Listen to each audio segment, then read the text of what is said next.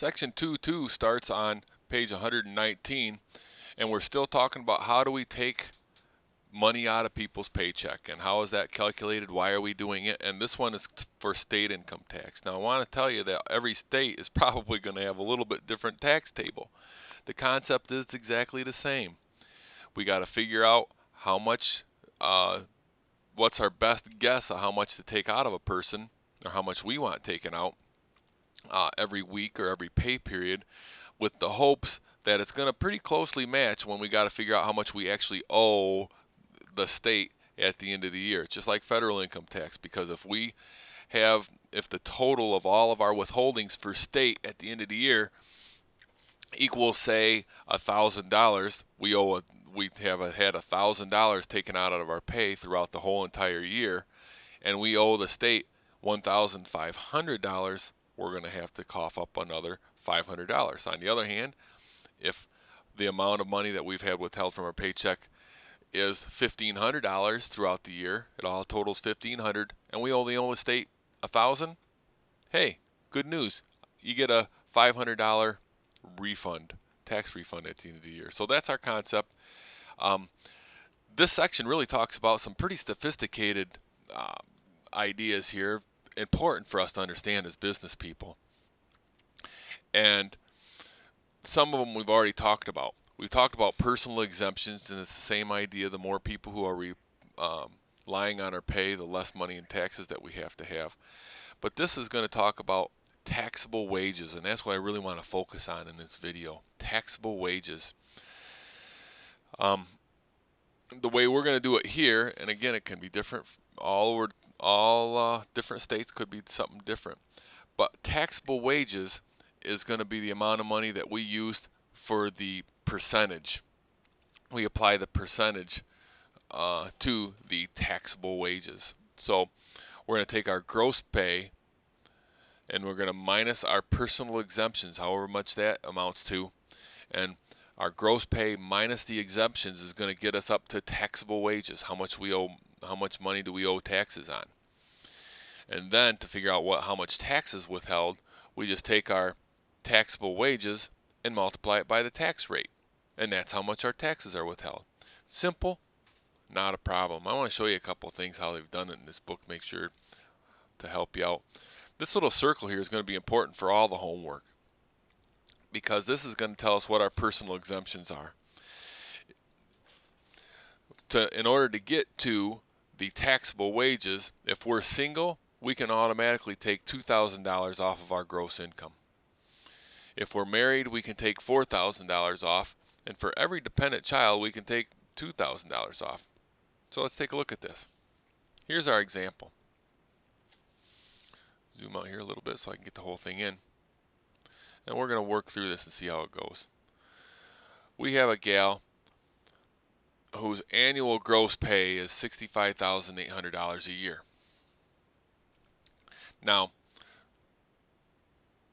this could be an estimate, this could be a salary. We're not told. All it says is we're just said her gross pay is that much a year. Her state income tax rate is 3% of wages. And she takes the married exemption for her and her husband. How much of her gross earnings for state income tax is withheld in any one year? Well, for one, we know we have that she has personal exemptions. She says she's married. Up here in the example, she says she's married. So right off the bat, we could take $4,000 off of her gross pay. So you take $65,800 minus $4,000, got $61,800. That's how they got that amount. That's how much we got to pay 3% on. So if we take her taxable income, make sure you understand these terms. This is her taxable income. Multiply that by the tax rate, and her annual tax withheld is $1,854. Annual tax withheld. Can you get a feel that I'm stressing this annual part? Some of these are going to give you the same set of facts, but they might say, what's the weekly tax withheld? Well, how would we figure out the weekly tax withheld for this gal? I hope everybody's saying divide by 52. Yeah, there's 52 weeks in a year. So I take the annual tax withheld divide it by 52 weeks. Simple, not a problem. Let's look at the second example. Make sure you totally understand this before I let you go on your homework. We got a guy who gets paid $44,750 a year. He has 3% taxable wages. He takes a single exemption for himself, and he claims one personal exemption for a child. Does that mean he's married? Maybe, maybe not. You know, it just depends on what he wants. If he claims single, maybe he just wants to claim single so he gets more taken out, so he has a better chance of getting a refund at the end of the year.